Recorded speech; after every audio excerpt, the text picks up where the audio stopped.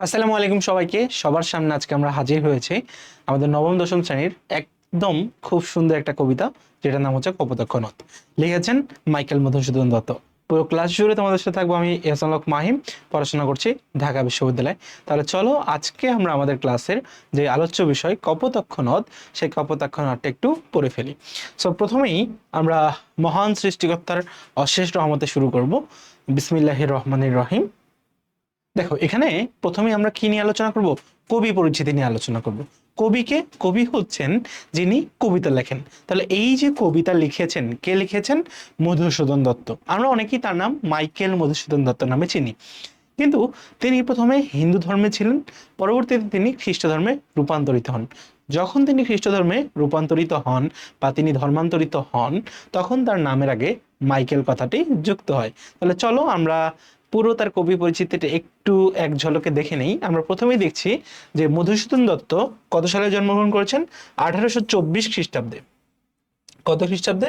1824 খ্রিস্টাব্দের 25শে জানুয়ারি। তাহলে 1824 খ্রিস্টাব্দের কত জানুয়ারি তিনি জন্মগ্রহণ করেছেন? 25শে জানুয়ারি। যশোর জেলার সাগরদাড়ি গ্রামে তিনি জন্মগ্রহণ করেছেন। এই প্রশ্নটা আসতে পারে তোমাদের এমসিকিউ অংশে, কিংবা ক মার্কের জন্য কিন্তু এই প্রশ্নটা দিয়ে দিতে পারে। ওকে, এরপরে দেখো এখানে বলেছে স্কুল জীবনের শেষে তিনি কলকাতার হিন্দু কলেজে ভর্তি হন। যখন তিনি স্কুল কলেজ জীবন শেষ করেন, তারপরে কি কলেজে ভর্তি হন। কোন কলেজ? হিন্দু কলেজে। এই কলেজে অধ্যয়নকালে ইংরেজি সাহিত্যের প্রতি তার তীব্র অনুরাগ জন্মে। অনুরাগ বলতে এই ভাষা মানে ইংরেজি ভাষার প্রতি তার একটা গভীর মমত্ববোধ বা প্রেম বা আকর্ষণ জাগে। 1843 সালে তিনি খ্রিস্ট ধর্মে দীক্ষিত হন। কত সালে? 1863 সালে, সরি 43 সালে। তো 1843 সালে যখন তিনি খ্রিস্ট ধর্মে দীক্ষিত হন, তারপরেই কিন্তু তার নামের প্রথমে যোগ হয় কি? মাইকেল। পাশ্চাত্য জীবনযাপনের প্রতি প্রবল আগ্রহ এবং ইংরেজি ভাষা ও সাহিত্যের প্রতি তীব্র আবেগ তাকে ইংরেজি ভাষায় সাহিত্য রচনায় উদ্বুদ্ধ করেন। পাশ্চাত্য বলতে পশ্চিমা যে সাহিত্য আছে সেটা, যেমন আমরা ইউকে, ইউরোপ, আমেরিকা বা কানাডা, এই অঞ্চলগুলোর যে ভাষা বা এই অঞ্চলের যে সংস্কৃতি বা এই অঞ্চলের যে জীবনযাপন, সেটাকে আমরা পাশ্চাত্য জীবনযাপন হিসেবে গণ্য করি। ইংরেজি ভাষায় সাহিত্য রচনায় কিন্তু এইটাই তাকে কি উদ্বুদ্ধ করে। উদ্বুদ্ধ বলতে কি? আকর্ষিত করে বা এটাই তাকে প্রেরণা যোগায়। পরবর্তীকালে জীবনের বিচিত্র কষ্টকর অভিজ্ঞতায় তার এই ভুল ভেঙেছিল। মানে সে যখন ওই দেশে গেছেন, ওই দেশে যাওয়ার পরে আসলে তিনি সাহিত্য রচনা করেছেন এবং সেখান থেকে খুব একটা ভালো খ্যাতি কিংবা সম্মান কিন্তু তিনি অর্জন করতে পারেন নাই। এবং যখন তিনি এই সম্মান এবং তার খ্যাতি সেটা অর্জন করতে পারেননি, তখনই কিন্তু তার আসলে একটা ভুল ভেঙে যায় যে আমি এতদিন ভুল ভাবতাম যে বাংলা ভাষা থেকে আমার ইংরেজি ভাষায় সাহিত্য রচনা করলে আমার খ্যাতি পাওয়ার সম্ভাবনাটা কি অনেক বেশি থাকবে। বাংলা ভাষায় কাব্য, কাব্য মানে কবিতার যে গ্রন্থ বা কবিতার যে বই আছে সেটাকে বলা হয়। কাব্য রচনার মধ্য দিয়ে তার কবি প্রতিভার যথার্থ স্ফূর্তি ঘটে। মানে সেইটার মাধ্যমে তার আসলে কবি যে প্রতিভাটা সেটা কি প্রকাশ পায়। তার অমর কীর্তি মেঘনাদ বধ কাব্য। তার অমর কীর্তি কি? মেঘনাদ বধ কাব্য। তার অন্যান্য কাব্য হচ্ছে তিলোত্তমা সম্ভব কাব্য, বীরাঙ্গনা কাব্য, ব্রজঙ্গনা কাব্য এবং চতুর্দশপদী কবিতাবলী বা যেটাকে আমরা সনেট নামে চিনি। তার নাটক আছে কৃষ্ণকুমারী, শর্মিষ্ঠা, পদ্মাবতী এবং প্রহসন। প্রহসন মানে কৌতুকমূলক যে বইগুলা রচনা করা হয়, যেমন একেই কি বলে সভ্যতা বা বুড়ো শালিকের খারেরও। বাংলা কাব্যে অমিত্রাক্ষর ছন্দ, কোন ছন্দ? অমিত্রাক্ষর ছন্দ এবং সনেট প্রবর্তন করেন তিনি। এবং 1873 খ্রিস্টাব্দের 29শে জুন কবি পরলোক, পরলোক গমন মানে কি? মৃত্যুবরণ করা। পরলোক গমন মানে হচ্ছে মৃত্যুবরণ।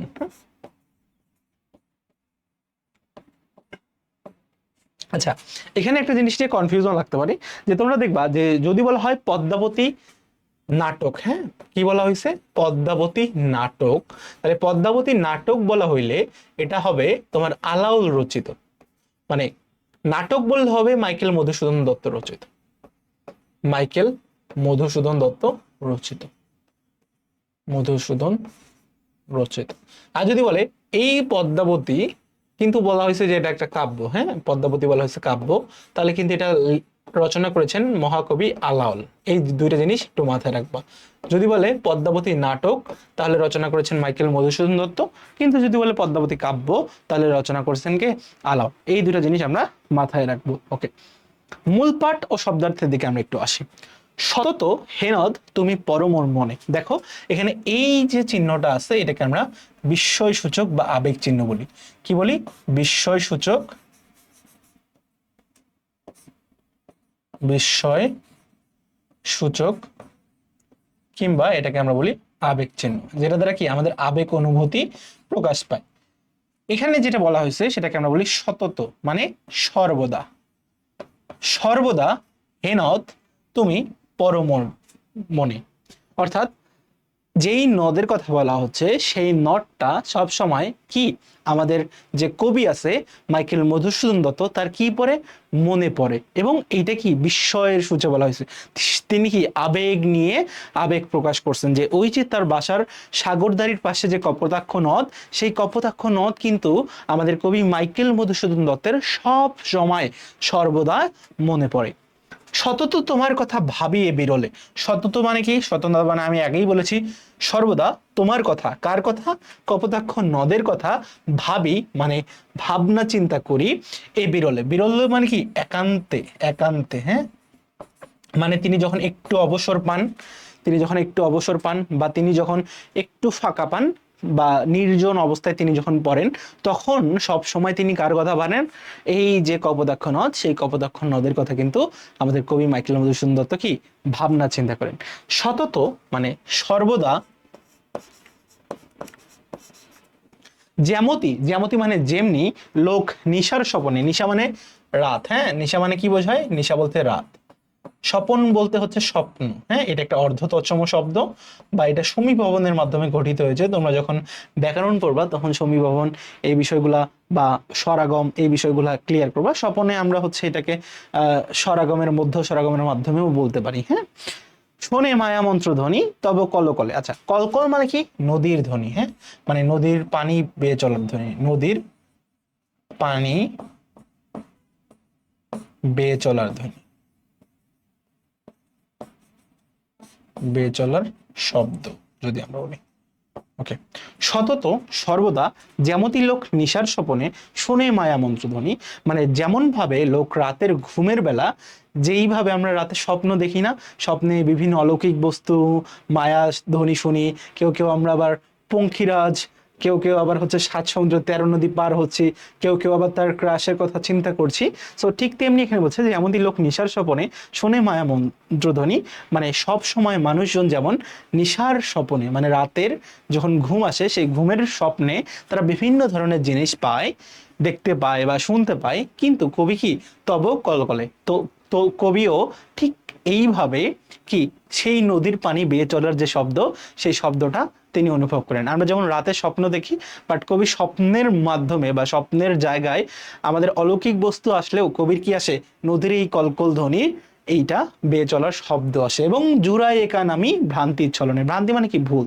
তো এই যে শব্দটা, সেই শব্দটা শোনার মাধ্যমেই তিনি তার কানগুলো কিসের? এই ভুল শব্দ শোনার মাধ্যমেই আসলে কি জুড়ান, বা তিনি এইটাতেই বিমোহিত হন, বা এইটাতেই তিনি আসলে কি তার মাধুর্য যেটা সেটা মনের স্ফূর্তি বা মনের যে আবেগ, সেই আবেগটাকে তিনি এইভাবেই প্রকাশ করেন। ওকে, বহু দেশ দেখিয়াছি বহু নদ দলে, অর্থাৎ অনেক দেশ আমি কি করছি? দেখিয়াছি। এই যে দেখিয়াছি আমরা তোমার রূপ কয় প্রকার দেখছি? 2 প্রকার। একটাকে আমরা বলছি সাধু রূপ, আর একটাকে কি বলেছি? আর একটাকে বলেছি চলিত রূপ। তো সাধু রূপে কি হয়? সাধু রূপে তোমার আমরা দেখেছি যে ইকার বা হ এগুলার প্রাধান্য থাকে। তো চলিয়া ই আছি, দেখো এই যে এখানে ইকার কিন্তু আছে, তার মানে এটা কোন ভাষায়? এটা হচ্ছে মূলত একটা সাধু ভাষা রীতিতে রচিত কবিতা, সাধু ভাষা রীতিতে রচিত কবিতা। হ্যাঁ, সাধু ভাষা রীতিতে রচিত কবিতা। ওকে, আমরা দেখি পরে কি বলা আছে। কিন্তু এ স্নেহে তৃষ্ণা মিটে কার জলে। দেখো এখানে একটা চিহ্ন আছে, এই চিহ্নটাকে বলা হয় প্রশ্নবোধক চিহ্ন। কোন চিহ্ন? প্রশ্নবোধক চিহ্ন, মানে এখানে প্রশ্ন করেছে। হ্যাঁ, প্রশ্ন করেছে। কি প্রশ্ন করেছে? যে কিন্তু এ স্নেহের তৃষ্ণা মিটে কার জলে, মানে কবির প্রতি যে কপোতাক্ষ নদের স্নেহ ভরা বা তার স্নেহ পাওয়ার যে আকাঙ্ক্ষা বা স্নেহ পাওয়ার যে ক্ষুধা বা স্নেহ পাওয়ার যে তৃষ্ণা, সেই তৃষ্ণাটা আসলে তিনি কিভাবে মিটাবেন? তিনি অনেকগুলো দেশ ঘুরছেন, অনেকগুলো দেশ দেখেছেন, কিন্তু তারপরেও তার এই যে স্নেহের যে তৃষ্ণা বা তার কপোতাক্ষ নদের স্নেহ পাবার যে আকাঙ্ক্ষা, সেই আকাঙ্ক্ষাটা কিভাবে আসলে মিটবে। দুঃখ স্রোতারূপী তুমি জন্মভূমি স্তনে। আমরা যেমন আমার মায়ের বা আমাদের মায়ের স্তন থেকে দুগ্ধ পান করি, ঠিক তেমনি এই যে কপোতাক্ষ নদ, সেটাও কি আমাদের জন্মভূমি বাংলাদেশের স্তন হিসাবে কল্পনা করা হয়েছে, এবং সেটা কি দুগ্ধর মতো স্রোত বয়ে চলছে। আর কি হবে দেখানো, এই তো দেখো আবার প্রশ্ন করেছে, আবার কি করেছে, প্রশ্ন করেছে যে আর কি হবে দেখা। মানে মাইকেল মধুসূদন দত্ত জানতে চাচ্ছেন কবি এই তোমার কপোতাক্ষ নদের কাছে আর কি কখনো দেখা হবে। যতদিন যাবে প্রজারূপে রাজারূপ সাগর রে দিতে বাড়ি রূপ কর তুমি। বাড়ি মানে হচ্ছে পানি, হ্যাঁ, বাড়ি মানে কি, বাড়ি মানে হচ্ছে পানি। মানে যতই দিন কি সামনে এগিয়ে যাবে, প্রজারূপে রাজারূপ সাগর রে, হ্যাঁ, আমরা যেমন প্রজা, আমরা কি বাংলাদেশ সরকারকে ট্যাক্স দেই, ঠিক তেমনি এখানে কপোতাক্ষ নদকে প্রজা হিসাবে বিবেচনা করা হয়েছে, আর সাগরকে কি হিসাবে তুলনা করা হয়েছে, সাগরে রাজা হিসাবে তুলনা করা হয়েছে। এই দিন যতই যাচ্ছে ততদিন এই কপোতাক্ষ নদ সে প্রজা হিসাবে সাগর রাজাকে কি দিবে, বাড়িরূপ কর, হ্যাঁ, কর বলতে কি বোঝায়, কর বলতে আমরা যেটাকে ট্যাক্স বলি, হ্যাঁ, তো সে এই যে বাড়ি, বাড়ি মানে কি পানি, তার যে পানিগুলা, সেই পানিগুলা কাকে দিবেন, সাগরকে দিবে। তোমরা বাংলাদেশের মানচিত্র দেখো, এই যে আমরা যদি এখান থেকে এইভাবে দেখি, হ্যাঁ, তো একদম শেষের এই অংশটাতে, এই অংশটাতে কি, এই অংশটাতে হচ্ছে বঙ্গোপসাগর। কোন সাগর, বঙ্গোপসাগর, বঙ্গোপসাগর। তো এই অংশটাতে দেখো, এটা ধরো এই জায়গায় বাংলাদেশ, তো বাংলাদেশের মধ্যে দিয়ে যত নদী আছে সব নদী কি, সব নদী এই জায়গায় একদম এসে থেমে যায়। যত নদী আছে ধরো এখান থেকেও যদি আসে, তাহলে বঙ্গোপসাগরে এসে কি হয়, পতিত হয়। ঠিক তেমনি এই কপোতাক্ষ নদটাও কোথায়, বঙ্গোপসাগরে এসেই পতিত হয়েছে। এই জন্যই কবি আশঙ্কা করছেন, আশঙ্কা মানে ভয় করছেন, যে যেহেতু সে এই যে সাগরকে কি তার এই পানিগুলো কি হিসাবে দিচ্ছে, কর হিসাবে দিচ্ছে, কাজেই এই কপোতাক্ষ নদ না কখনো শুকিয়ে যায় বা কখনো ভ্যানিশ হয়ে যায়, যাতে করে কবির আর এই কপোতাক্ষ নদের সাথে দেখানো হয়, এটা তিনি ভাবছেন। সেজন্যই তিনি বলছেন আর কি হবে দেখা। তিনি প্রথমেই ভয় পেয়ে গেছেন যে আর কখনো কি দেখা হবে কিনা। ওকে, এ মিনতি গাবে বঙ্গজনের কানে, শখে সখা রীতে নাম তার, এ প্রবাসে মজি প্রেম ভাবে, লইছে যে নাম তব বঙ্গের সঙ্গীতে। দেখো এই যে চিহ্নটা, এই চিহ্নটাকে আমরা বলি সেমিকলন। কি বলি, সেমিকলন। ওকে, সেমিকলন। এই মিনতি, মিনতি মানে প্রার্থনা, অর্থাৎ এই প্রার্থনা তুমি বলবে বঙ্গজনের কানে, মানে বাংলায় যারা বসবাস করে বা বাঙালি যারা আছে তাদের কানে, শখে সখা রীতে নাম তার, তিনি কি আমার খুবই সজ্জন বা তার আমার প্রতি খুবই ভালোবাসা ছিল, এ প্রবাসে মজি প্রেম ভাবে লইছে যে নাম তব বঙ্গের সঙ্গীতে। মানে তিনি বিদেশে বসেও দেশের জন্য এখনো কি, দেশের আমার মাতৃভূমির প্রতি তিনি কি এখনো কি করছেন, বঙ্গের স্তুতিগান বা বঙ্গের গল্প বা বঙ্গের প্রশংসা করছেন। মানে বঙ্গ বলতে কি, বঙ্গ বলতে বোঝানো হয়েছে বাংলা। মানে এইটা দ্বারা এটাই বুঝাইছে যে আমাদের কবি মাইকেল মধুসূদন দত্ত তিনি প্রবাসে গিয়েও, মানে প্রবাস মানে কি বিদেশ, বিদেশে যাওয়ার পরেও তিনি এখনো মজি মানে কি, মজে যাওয়া, মানে পরিপূর্ণভাবে কোনো কিছুর প্রেমে পড়ে যাওয়া। তো তিনি এখনো বাংলাকে মিস করেন, বাংলার যে এই কাহিনীগুলা, সেই কাহিনীগুলাকে তিনি এখনো কি করছেন, মিস করছেন। সেটাই এই বাংলায় যারা বসবাস করছে তাদের কাছে কবি বলার জন্য আকাঙ্ক্ষা বা আকুতি জানিয়েছে। কাকে, এই যে কপোতাক্ষ নদকে। তাহলে এই হচ্ছে আমাদের কবিতা গেল।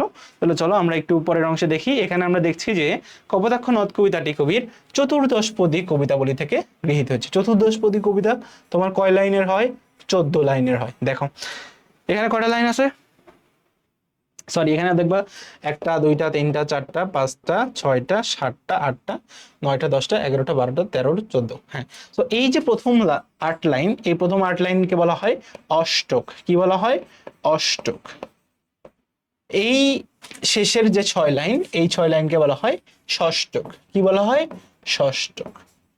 তো অষ্টকে কি হয়, অষ্টকে হয় ভাবের প্রবর্তনা। হ্যাঁ, ভাবের প্রবর্তনা, অর্থাৎ কবি কি বুঝাইতে চাচ্ছেন বা কবির যে কাহিনীগুলা, সেই কাহিনীগুলো এখানে ফুটে ওঠে।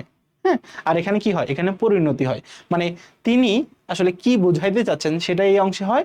আর এই শেষের 6 লাইনে তিনি আসলে কি কি এখন উপলব্ধি করছেন বা তার এই 8 লাইন বলার যে পরিণতি, সেই 8 লাইন বলার পরিণতিটা কিন্তু আমরা এখানে দেখেছি। আমরা প্রথমে দেখেছি তিনি কপোতাক্ষ নদের প্রশংসা করছেন, কপোতাক্ষ নদ কি কি করে বা কপোতাক্ষ নদকে নিয়ে তার যে চিন্তা ভাবনা, সেই চিন্তা ভাবনাগুলো এখানে ফুটে উঠেছে। এবং শেষের এই 6 লাইনে আমরা দেখতে পেয়েছি যে কপোতাক্ষ নদকে তিনি কিভাবে মিস করছেন, কপোতাক্ষ নদের সাথে কি আর কখনো দেখা হবে কিনা, এই চিন্তা ভাবনাগুলো কিন্তু আমরা এই পরিণতি অংশে ফুটে উঠতে দেখেছি। সো এই হচ্ছে চতুর্দশপদী কবিতার একটা অংশ। ওকে, এই কবিতায় কবির স্মৃতি কাতরতা, স্মৃতি কাতরতা মানে কি, স্মৃতির জন্য কাতরতা। হ্যাঁ, যে তিনি যে দুঃখ কষ্টে আছেন কিসের, স্মৃতিকে নিয়ে, আগের স্মৃতিকে নিয়ে কেউ যখন দুঃখ কষ্ট থাকে তাকে আমরা বলছি স্মৃতি কাতরতা। সো স্মৃতি কাতরতার আবরণে তার অত্যুজ্জ্বল, অত্যুজ্জ্বল বলতে এটা একটা সন্ধির মাধ্যমে গঠিত হয়েছে, মানে কি অতি উজ্জ্বল, অতি উজ্জ্বল মানে তার প্রচন্ড পরিমাণে উজ্জ্বল দেশপ্রেম, সেটা কিন্তু প্রকাশিত হয়েছে।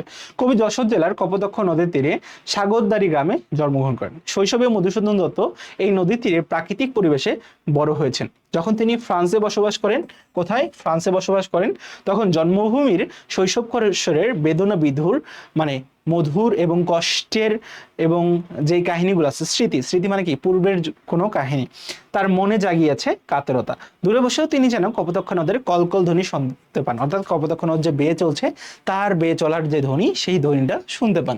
ওকে, কত দেশে কত নদী তিনি দেখেছেন, কিন্তু জন্মভূমির এই নদ যেন মায়ের স্নেহবর তাকে কি করে বেঁধেছে। যেমন মা যেমন সন্তানকে ছোটবেলা থেকেই তার স্তনের দুগ্ধ দিয়ে তাকে বড় করে, আমরা দেখেছি যে দুগ্ধ শ্রোতা রূপী জন্মভূমি স্তনে, এই লাইনে কিন্তু তিনি সেটাই প্রকাশ করছেন যে একদম ছোট থেকেই মধুসূদন দত্ত এই কপোতাক্ষ নদীর তীরেই বা কপোতাক্ষ নদীতে সাঁতার কেটে, কপোতাক্ষ নদীতে গোসল করে, কপোতাক্ষ নদীতে তার যে প্রিয় জন্তু বা জানোয়ারগুলো ছিল সেগুলোকে গোসল করার মাধ্যমে কিন্তু তিনি ছোটবেলা থেকেই এই কপোতাক্ষ নদের যে স্নেহ, সেই স্নেহ বেড়ে ওঠার যে সংকল্প, সেই সংকল্প কিন্তু তিনি এখান থেকেই বেঁধেছেন।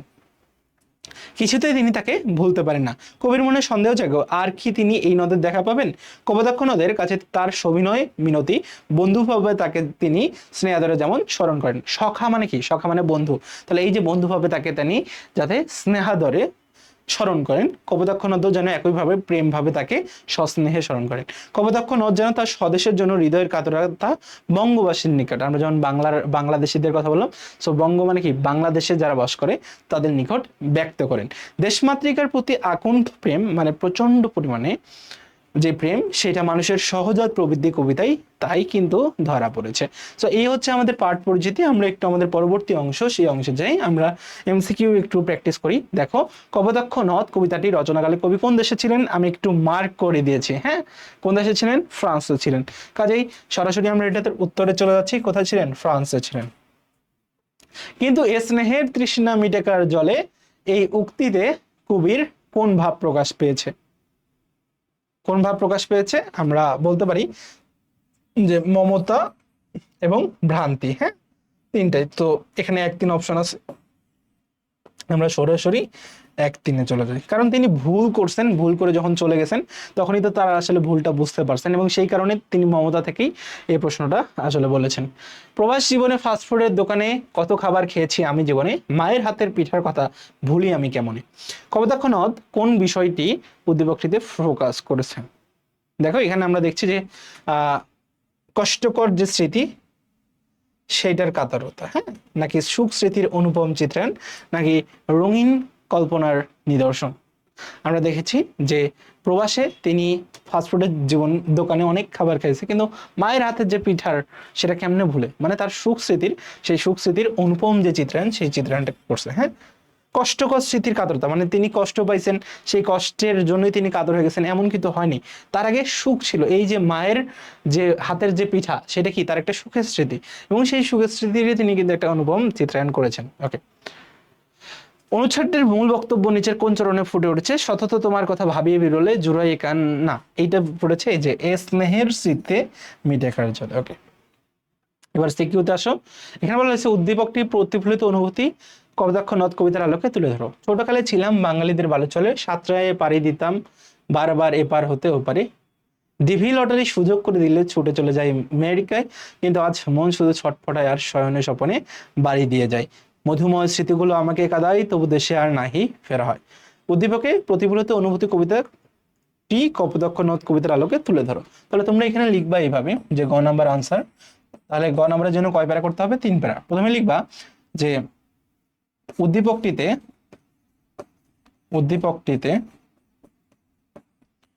কপোতাক্ষ নদ কবিতার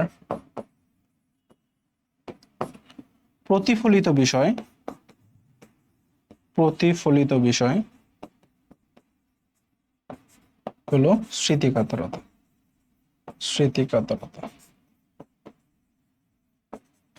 এরপরে এই প্রথম প্যারা শেষ। এরপরে তুমি এই যে দ্বিতীয় প্যারায় বা অনুধাবন অংশে তুমি এখানে কপোতাক্ষ নদ কবিতার যে স্মৃতিকাতরতার অংশটুকু আছে, কপোতাক্ষ নদের স্মৃতিকাতরতার অংশটুকু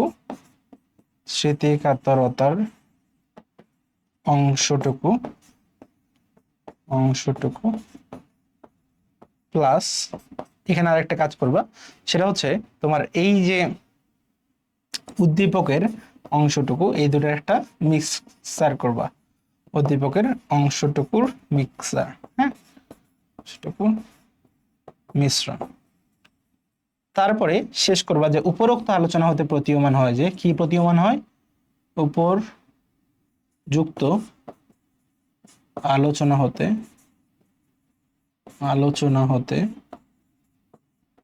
প্রতীয়মান হয় যে, কোনটা প্রতীয়মান হয় বলো? যে স্মৃতিকাতরতা প্রতীয়মান হয় যে, সো এখানে লিখে দিবা স্মৃতিকাতরতা, সেটা লিখলেই আমার মূলত হয়ে যাবে। স্মৃতিকাতরতা দিয়ে ফিনিশিং দিয়ে দিবা। ওকে, উদ্দীপকের প্রতিফলিত অনুভূতি অন্তরালে যে ভাবটি প্রকাশ পেয়েছে তাই কপোতাক্ষ নদ কবিতার মূল ভাব। অন্তরালে মানে কি? এইটার বিপরীতে, হ্যাঁ, এই যে উদ্দীপকটা যে প্রকাশ পেয়েছে সেটার বিপরীতে আসলে যে ভাবটা, তাহলে এর বিপরীতে কি ভাব আছে?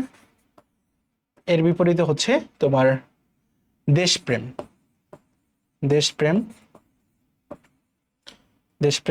এবং স্বদেশের প্রতি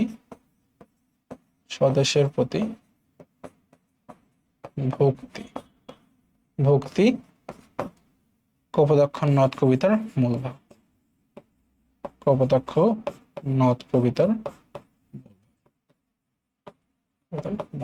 ওকে, এরপর আমরা কি করব? আমরা এই অংশটাতে আমরা পাঠ পরিচিতি থেকে এমন কিছু লিখবো যেটা আমাদের বই নাই। পাঠ পরিচিতি থেকে কোন অংশটা লিখতে হবে? যে দেশপ্রেমের যে অংশটুকু তোমাদের পাঠ পরিচিতিতে দেওয়া আছে, সেই দেশপ্রেমের অংশটুকু তোমরা এখানে লিখবা। এরপরে দেখবা যে উদ্দীপকে যেটা আছে, হ্যাঁ, উদ্দীপক পরে লিখবা তোমার কপোতাক্ষ নদের পুরো ভাব, কপোতাক্ষ নদের মূল ভাব প্লাস উদ্দীপকের যে অংশটা মিসিং, হ্যাঁ, উদ্দীপকের যে অংশ লুকায়িত।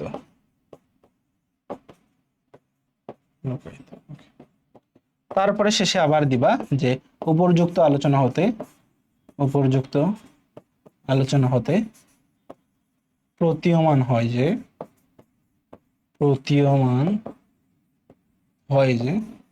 যে অংশটা প্রতীয়মান হয় সেটা তুমি এখানে লিখে দিবা। তাহলে চলো আমরা পরবর্তী অংশে যাই। পরবর্তীতে তোমার একটা বাড়ির কাজ আছে, তোমার নিকটবর্তী নদী বা খাল সম্পর্কে 200 শব্দের মধ্যে একটি রচনা লেখো। এটা তোমরা হচ্ছে ডেসক্রিপশন বক্সে তোমরা মাহিম ইনসাইটের একটা পাবা, গ্রুপ পাবা। সেই গ্রুপে তোমরা এই এসডব্লিউটা যদি সাবমিট করে দাও তাহলে আমি সেই এসডব্লিউটা কিন্তু তোমাদের থেকে দেখবো। ওকে, তাহলে আজকে এই পর্যন্তই। তোমাদের সাথে দেখা হবে পরবর্তী কোনো একটা লেকচারে। ততক্ষণ পর্যন্ত তোমরা সকলে সুস্থ থাকো, ভালো থাকো। তোমাদের ক্লাস যদি ভালো লেগে থাকে তাহলে অবশ্যই আমার চ্যানেলটিকে সাবস্ক্রাইব করে দিবা, তোমার বন্ধুদের সাথে শেয়ার করবা এবং অবশ্যই একটি করে গাছ লাগাবা। সেটি তুমি জানাতে পারো আমাদের মাহিম ইনসাইট পেজে বা গ্রুপে। ততক্ষণ পর্যন্ত সকলে ভালো থাকো, সুস্থ থাকো। আল্লাহ হাফেজ।